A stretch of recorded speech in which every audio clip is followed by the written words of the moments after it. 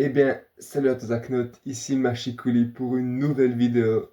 Aujourd'hui, c'est une vidéo un peu spéciale car j'ai décidé de retomber en adolescence en relisant toute la saga de l'Épouvanteur. Tu verras donc ça dans les prochaines vidéos, mais avant de commencer, je me suis dit qu'une petite vidéo introductive à cet univers que tu ne connais pas du tout était nécessaire afin que je t'explique un peu les tenants, les aboutissants, pourquoi j'aime cette série, tout ça, tout ça. J'ai 18 livres au total de cette magnifique série. J'ai donc décidé de faire 6 vidéos, de les lire 3 par 3 et de te les présenter voilà, au fil de l'année qui va s'écouler. C'est la première série de vidéos que je fais sur ma chaîne YouTube. Donc voilà, j'espère qu'elle va te plaire. Allez, c'est parti!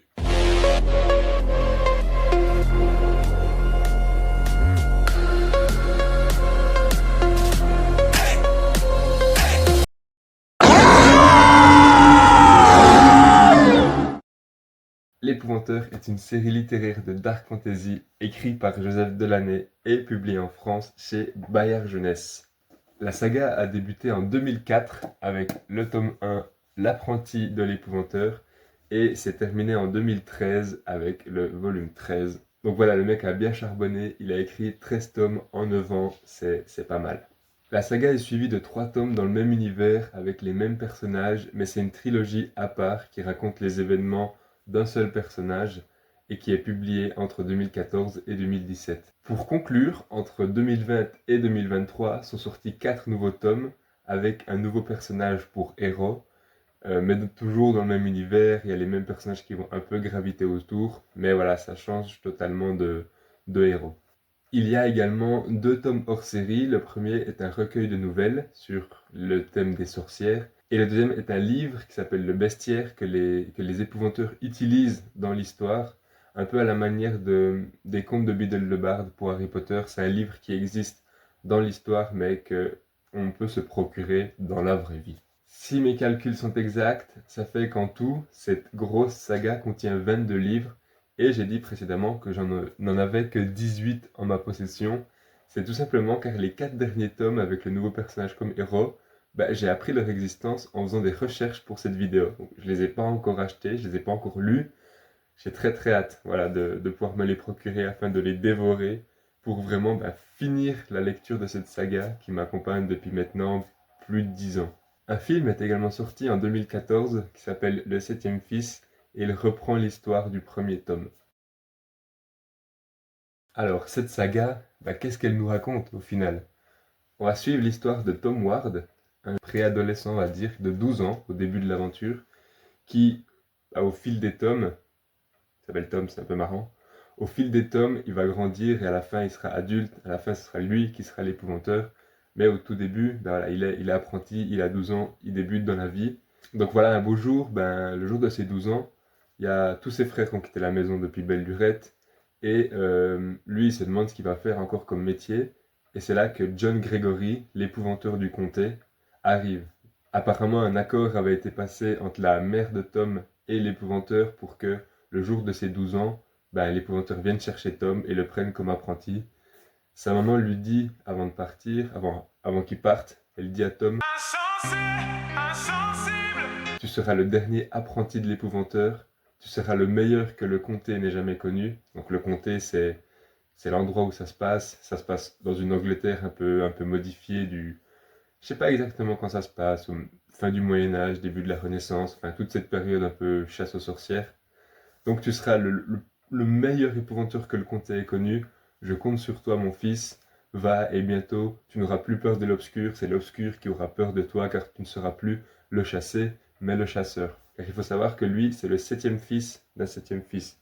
Ce qui lui donne un peu des facultés pour combattre l'obscur. Donc l'obscur, c'est tout ce qui regroupe les sorcières, les gobelins, les vampires, un peu les monstres du folklore, voilà. Donc les 7e fils des 7e fils ont des facultés. Ils peuvent sentir un espèce de froid qui arrive quand une créature de l'obscur vient vers eux.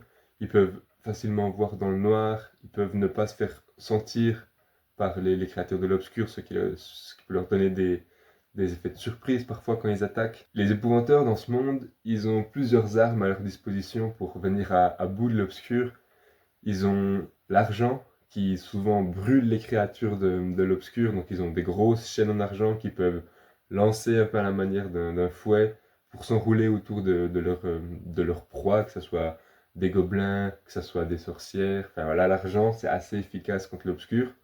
Tout comme le sel et la limaille de fer, ils ont tout le temps plein les poches. Le sel, ça les brûle pareil que l'argent. Et la limaille de fer, ça aspire leur force, donc ça les affaiblit. Donc voilà, le combo limaille de fer plus sel, c'est assez efficace contre ces fameuses créatures afin de s'en défendre.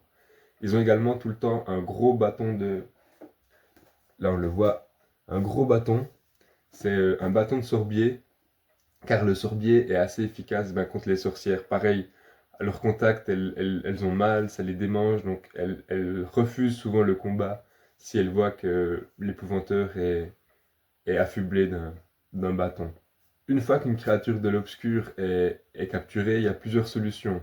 Soit on la brûle, vivante, pour la tuer, définitivement, soit il l'enferme dans des fosses, et c'est ce que préconise l'épouvanteur, car même si c'est des sorcières ou des créatures démoniaques, il trouve que brûler quelqu'un ou quelque chose, c'est horrible, ça se fait pas.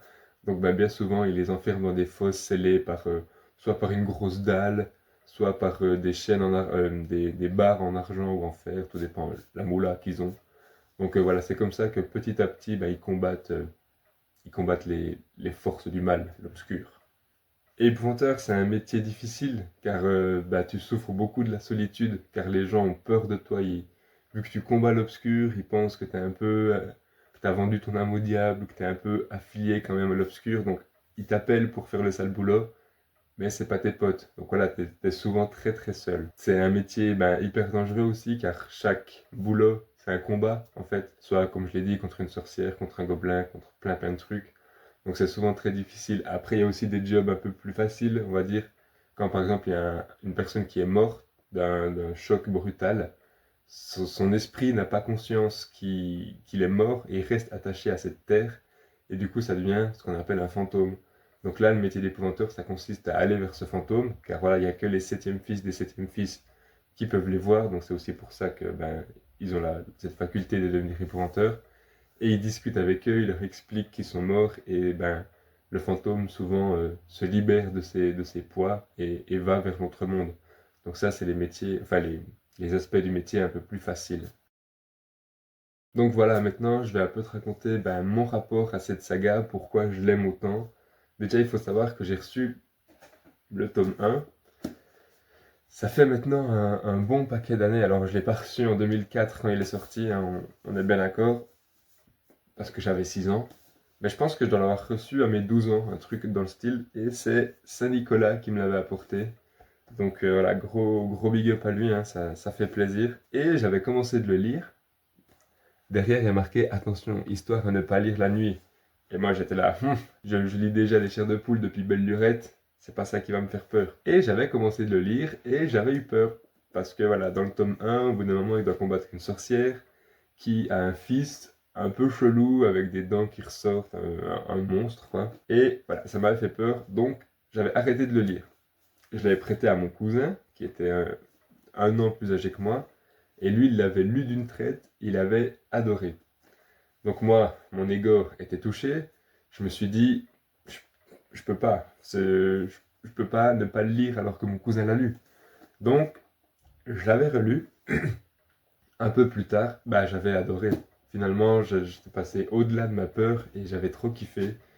Et voilà, c'était le début de l'histoire d'amour entre cette saga et moi. Moi, faut savoir que la saga, je l'ai pris en cours de parution parce que c'est sorti en 2004 en Angleterre, mais quand c'est arrivé en France, c'était un peu plus tard. Donc moi, autour du 6, je pense, 6-7, j'avais rattrapé mon retard, si tu veux, sur la parution. Donc j'achetais chaque volume quand il sortait.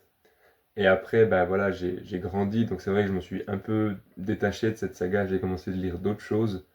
Et ça doit faire 5-6 ans, je pense, que j'ai acheté les 3 derniers tomes. J'avais acheté en one shot parce qu'ils étaient déjà tous sortis.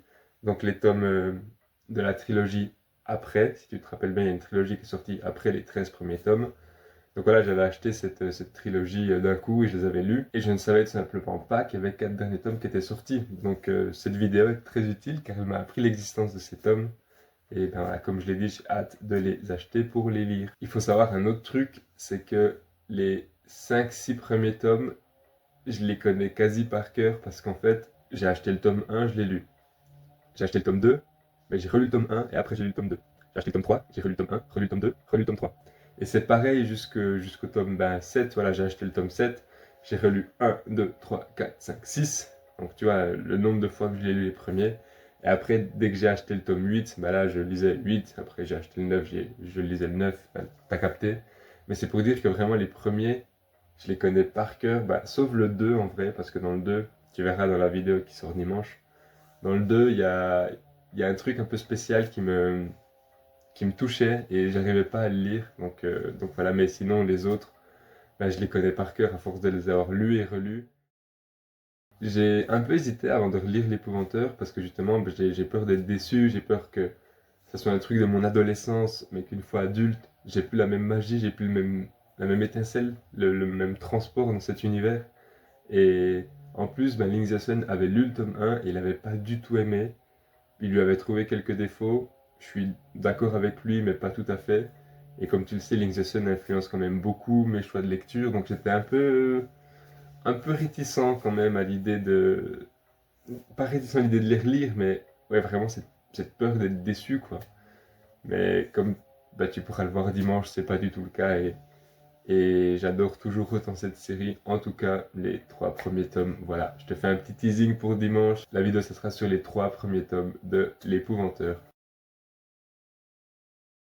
J'ai acheté le film aussi, Le 16e fils, que j'ai jamais vu, parce que j'ai vraiment trop peur d'être déçu. J'ai déjà lu un peu le résumé, ça a l'air d'être pas les mêmes termes, pas les mêmes personnages. Je pensais juste vaguement inspiré, et ça me ferait un peu chier qu'il y ait un film sur une saga que j'adore qui soit à chier. Donc on verra si je le regarde un jour, il est dans mon armoire là, à DVD juste derrière moi. Puis voilà, on verra si je le mate un jour ou pas, si je trouve la force en moi de m'infliger un peu cette souffrance finalement. Salut, ici Antoine du montage. Depuis que j'ai tourné cette vidéo, j'ai regardé une vidéo YouTube de mes collègues sur le film de l'Épouvanteur, qui est apparemment l'une des pires adaptations de romans en film, car le film adapte les 13 premiers tomes de la saga, pas juste le premier. Donc ça adapte 13 tomes en 1 heure et demie, et apparemment c'est vraiment à chier. Donc ça me donne encore moins envie de le voir, mais d'un autre côté, ça me donne envie juste pour pouvoir critiquer le film as fuck. Donc à voir si un jour il y aura une vidéo du genre j'ai regardé le film, mon avis. Voilà.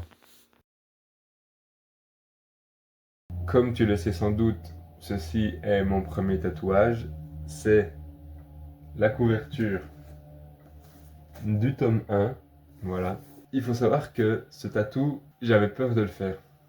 C'était mon premier tatou, je savais pas quoi faire, il fallait un truc qui me plaise, il fallait quelque chose qui m'impacte quand même pour que... Enfin, comme premier tatou, tu vois, c'est hyper important, je trouve. Et ben, m'est venue cette idée, donc je me suis fait tatouer, mais sans savoir, à l'époque, si j'aimais toujours l'épouvanteur, tu vois. C'est un peu ce truc de, je prends un gros risque de me tatouer un truc que c'est sûr que j'ai aimé dans mon adolescence, mais est-ce que j'aimerais toujours dans ma vie d'adulte?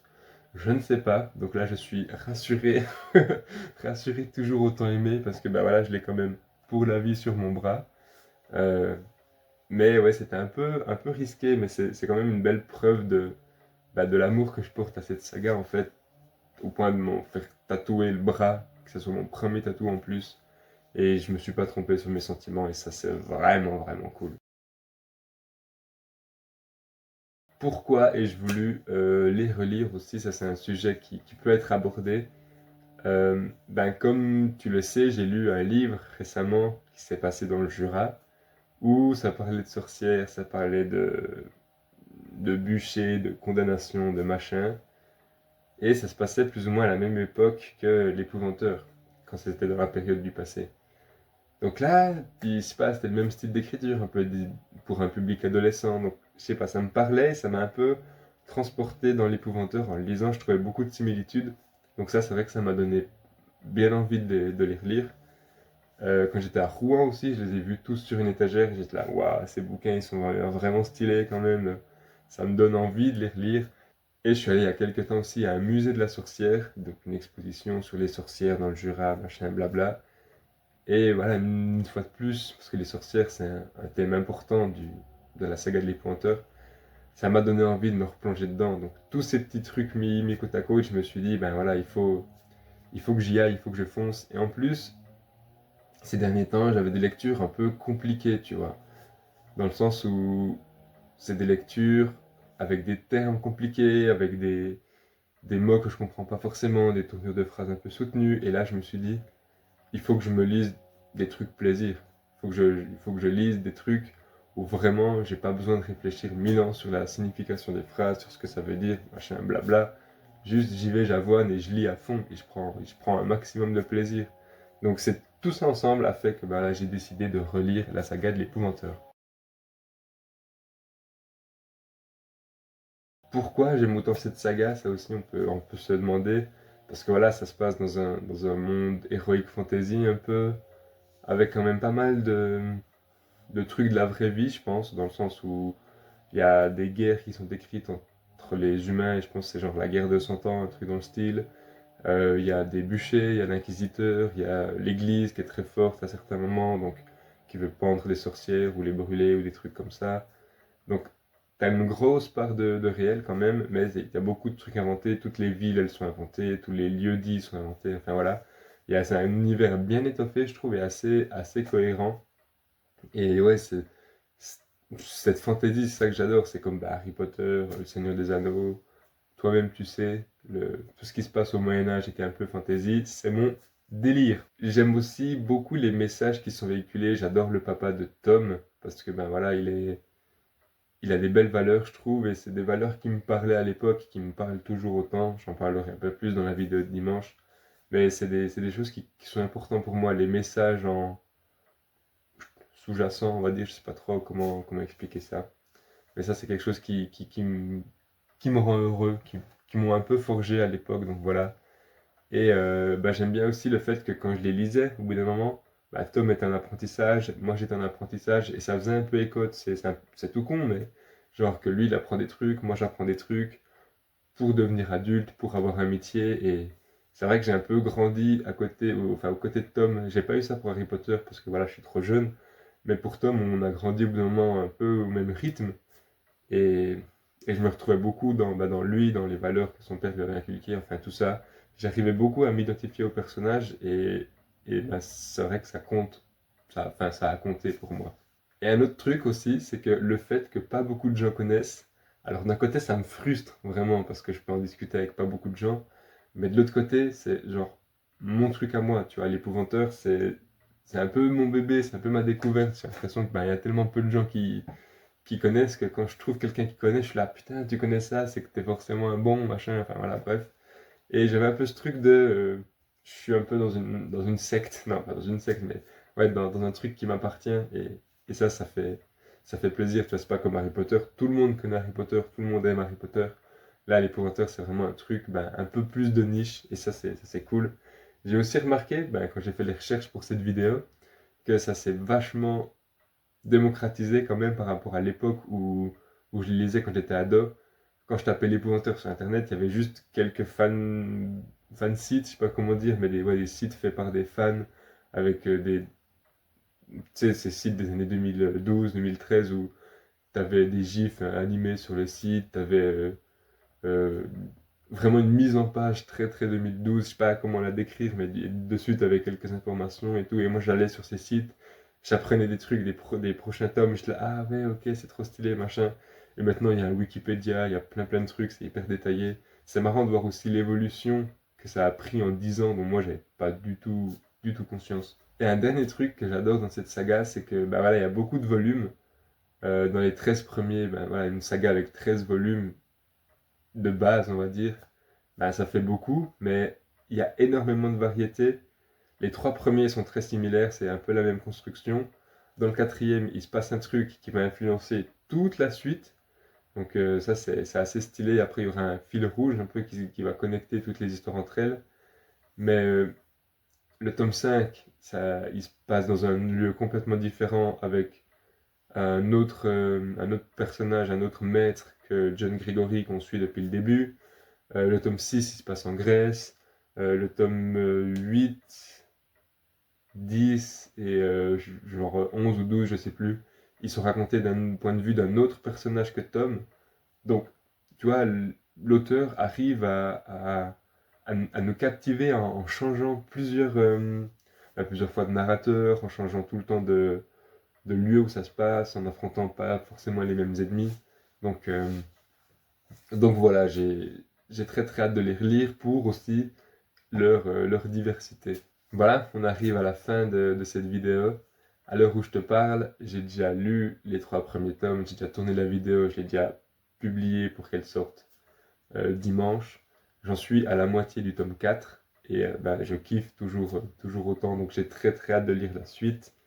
En sachant qu'il y a un de mes tomes qui est mon tome préféré, à voir si ça sera également mon tome préféré à la relecture. Il y a un tome que j'aime pas du tout, à voir si, parce que voilà, ça peut arriver aussi, hein, à voir si ça sera la même chose euh, quand je les relirai. Donc voilà, j'espère que cette vidéo t'a plu, que l'introduction était quand même plus ou moins claire, que tu sais un peu plus ben, de quoi on parle et que tu es prêt pour cette série de vidéos qui arrive sur ma chaîne YouTube. Voilà. N'hésite pas à mettre un petit pouce bleu, à me lâcher un petit commentaire. Et puis, ben moi, je te dis à la prochaine pour une nouvelle vidéo. Ciao, ciao!